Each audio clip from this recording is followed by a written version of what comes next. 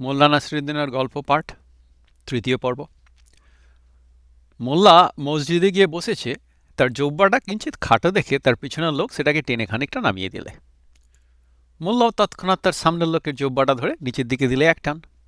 তাতে লোকটি পিছন ফিরে চোখ রাঙিয়ে বললে, এটা কি হচ্ছে? মোল্লা বললে, এ প্রশ্নের জবাব দিতে পারে আমার পিছনের লোক।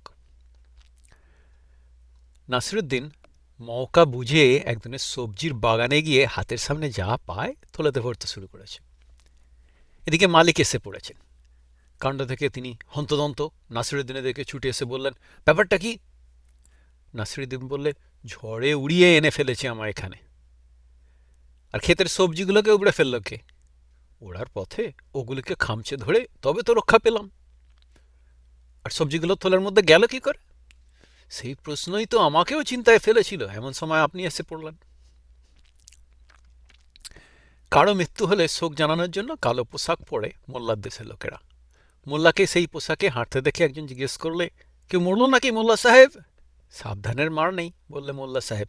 কোথায় কখন কে মরছে তা কি কেউ বলতে পারে? নাসিরুদ্দিন বাজারে গিয়ে এক নিলামদারের হাতে তার গাধাটাকে তুলে দিলে। সেটাকে দিয়ে আর কাজ চলে না, তাই একটা নতুন গাধা কেনা দরকার। আরও 5 রকম জিনিস পাচার হয়ে যাবার পর গাধা যখন নিলামে উঠল, নাসিরুদ্দিন তখন কাছাকাছির মধ্যেই রয়েছে। নিলামদার হাঁক দিলে, এবার দেখুন এই অসামান্য অতুলনীয় গাধা, 5 স্বর্ণমুদ্রা, কে দেবেন এর জন্য? মাত্র 5 স্বর্ণমুদ্রা। এক চাষা হাত তুলে। দর এত কম দেখে মোল্লা সাহেব নিজেই হেঁকে বসলেন, 6 স্বর্ণমুদ্রা। এদিকে অন্যান্য লোকেও ডাকতে শুরু করেছে, আর নিলামদারও গাধার প্রশংসায় পঞ্চমুখ। দর যত বাড়ে ততই বাড়ে গুণের ফিরিস্তি। চাষা ও মোল্লা সাহেবের মধ্যে ডাকাডাকিতে গাধার দাম চড়ে 40 স্বর্ণমুদ্রায় পৌঁছে শেষটায় মোল্লা সাহেবেরই জিত হলো। গাধার আসল দাম ছিল 20 স্বর্ণমুদ্রা, অর্থাৎ লোকসান হলো দ্বিগুণ। কিন্তু তাতে কি এসে গেল?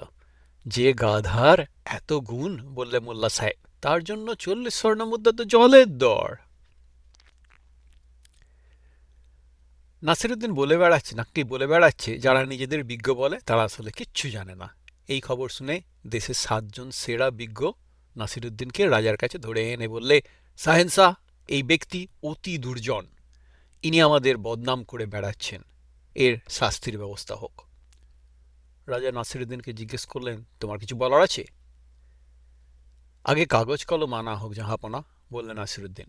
কাগজ কলম এলো। এদের 7 জনকে একটি করে দেয়া হোক। তাও হলো। এবার 7 জনে আলাদা করে আমার প্রশ্নের জবাব লিখুন। প্রশ্ন হলো, রুটির অর্থ কি? 7 পণ্ডিত উত্তর লিখে রাজার হাতে কাগজ দিয়ে দিলেন। রাজা পরপরগুলো উত্তরগুলো পড়ে গেলেন। 1 নম্বর লিখেছেন, রুটি এক প্রকার খাদ্য। 2 নম্বর, ময়দা ও জলের সংমিশ্রণে তৈয়ারি পদার্থকে বলে রুটি। 3 নম্বর, রুটি ঈশ্বরের দান। 4 নম্বর, এক প্রকার পুষ্টিকর আহার্যকে বলে রুটি। 5 নম্বর, রুটির অর্থ করতে গেলে আগে জানা দরকার কোন প্রকার রুটির কথা বলা হচ্ছে। 6 নম্বর, রুটির অর্থ এক মূর্খ ব্যক্তি ছাড়া সকলেই জানে। 7 নম্বর, রুটির প্রকৃত অর্থ নির্ণয় করা দুরূহ ব্যাপার।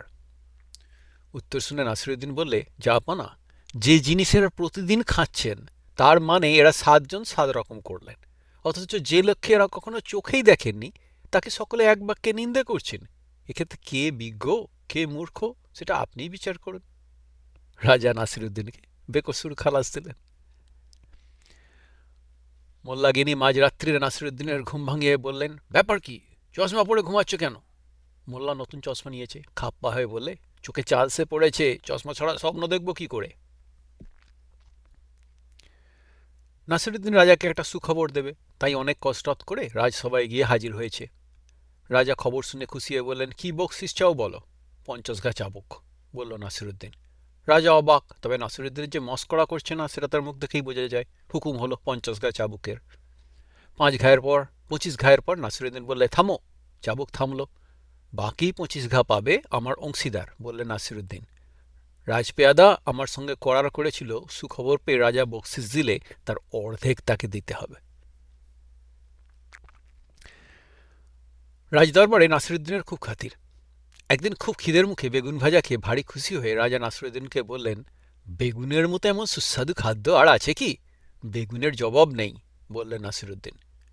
রাজা হুকুম দিলেন, এবার থেকে রোজ বেগুন খাবো। তারপর 5 দিন দুবেলা বেগুন খেয়ে 6 দিনের দিন রাজা হঠাৎ মেখে বসলেন। খানসামাকে ডেকে বললেন, দূর করে দে আমার সামনে থেকে এই বেগুন ভাজা। বেগুন অখাদ্য, সায় দিয়ে বললেন নাসিরুদ্দিন। রাজা একথা শুনে ভারী অবাক হয়ে বললেন, সে কি মোল্লা সাহেব, তুমি যে এই সেদিনই বললে বেগুনের জবাব নেই। আমি তো আপনার মোসাহেব জাহাপনা, বললেন নাসিরুদ্দিন, বেগুনের তো নই।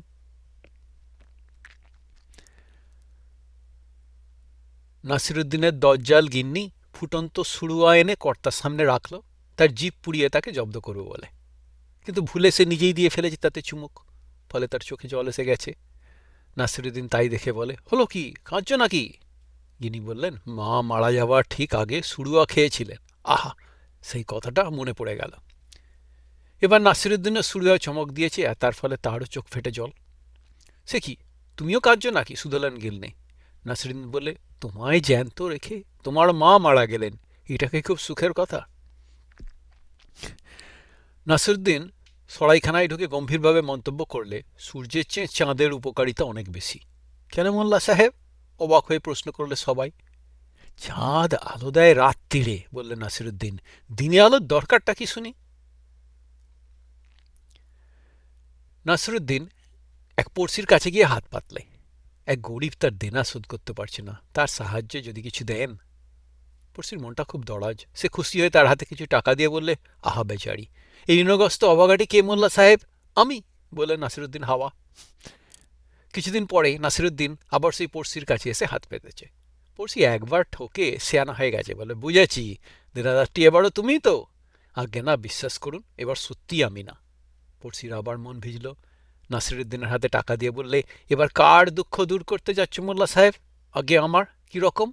আগে এই অধম এবার পাওনাদার। নাসিরুদ্দিন তার এক বন্ধুকে নিয়ে সরাইখানায় ঢুকেছে দুধ খাবে বলে। পয়সার অভাব, তাই 1 গিলাস দুধ দুজন আধাআধি করে খাবে। বন্ধু বললে, তুমি আগে খেয়ে নাও, তোমার অর্ধেক, বাকিটা আমি পরে চিনি দিয়ে খাবো। চিনিটা আগেই দাও না ভাই, বললেন নাসিরুদ্দিন, তাহলে দুজনেই দুধ মিষ্টি হবে। বন্ধু মাথা নাড়লে, 1/2 গিলাসের মতো চিনি আছে আমার সঙ্গে, আর নেই। নাসিরুদ্দিন সরাইখানায় মালিকের সঙ্গে দেখা করে খানিকটা নুন নিয়ে এল। ঠিক আছে, সে বললে বন্ধুকে, এই নুন ঢাললাম দুধে, আমি অর্ধেক নোনতা খাবো, বাকি অর্ধেক মিষ্টি খেও তুমি। নাসিরুদ্দিন একটা মণিহারি দোকানে গিয়ে জিজ্ঞেস করলে, এখানে পেরেক পাওয়া যায়? আগে হ্যাঁ, বলল দোকানদার। আর চামড়া?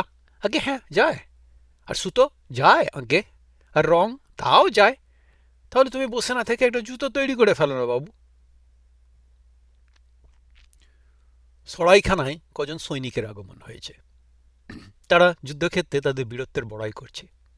একজন বললে, খোলা তলোয়ার হাতে এমন তেজের সঙ্গে ছুটলাম আমি দুশ্মনদের দিকে যে তারা একেবারে ছত্রভঙ্গ হয়ে গেল। আমায় রোখে কার সাধ্য? সবাই একথা শুনে সমস্যারে বাহবা দিলে। নাসিরুদ্দিন এককালে যুদ্ধ করেছে, সে বললে, তোমার কথা শুনে আমার নিজের একটা যুদ্ধের ঘটনা মনে পড়েছে। 170 পা কেটে ফেলেছিলাম তলোয়ারের এক কোপে। তাই শুনে এক প্রবীণ যোদ্ধা বললে, ওইখানেই তো ভুল, কাটা উচিত ছিল মুন্ডুটা। মুন্ডু না থাকলে আর মুন্ডু কাটবো কোত্থেকে, বললেন নাসিরুদ্দিন। এক পড়শি মোল্লা সাহেবের কাছে এক গাছ দড়ি ঝাড় চাইতে এসেছে। পাবে না, বললেন নাসিরুদ্দিন। কেন মোল্লা সাহেব? দড়ি কাজে লাগছে। ওটা তো মাটিতে পড়ে আছে আজ কদিন থেকে মোল্লা সাহেব, ওটাই কাজ। পড়শি তবু আশা ছাড়েন না, বললে, কদিন চলবে কাজ মোল্লা সাহেব? যতদিন না ওটা ধার দেওয়া দরকার বলে মনে করি, বললেন নাসিরুদ্দিন।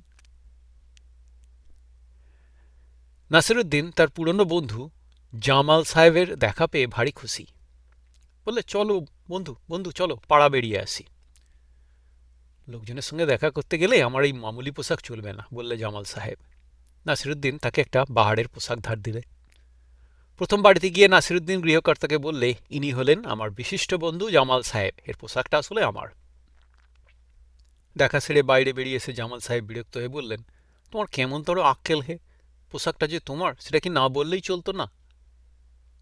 পরের বাড়িতে গিয়ে নাসিরুদ্দিন বললে, জামাল সাহেব আমার পুরনো বন্ধু, উনি যে পোশাকটা পরেছেন সেটা কিন্তু ওর নিজেরই। জামাল সাহেব আবার খাপ্পা, বাইরে বেরিয়ে এসে বললে, মিথ্যে কথাটা কে বলতে বলেছিল তোমায়? কেন? বললেন নাসিরুদ্দিন, তুমি যেমন চাইলে তেমনই তো বললাম। না, বললেন জামান সাহেব, পোশাকের কথাটা না বললেই ভালো। 3 নম্বর বাড়িতে গিয়ে নাসিরুদ্দিন বললে, আমার পুরনো বন্ধু জামাল সাহেবের সঙ্গে আলাপ করিয়ে দিই, উনি যে পোশাকটা পরেছেন সেটার কথা অবশ্যই না বলাই ভালো। ভালো থাকবেন। আবার আসবো চতুর্থ পর্ব এবং শেষ পর্ব নিয়ে। শুনতে থাকুন।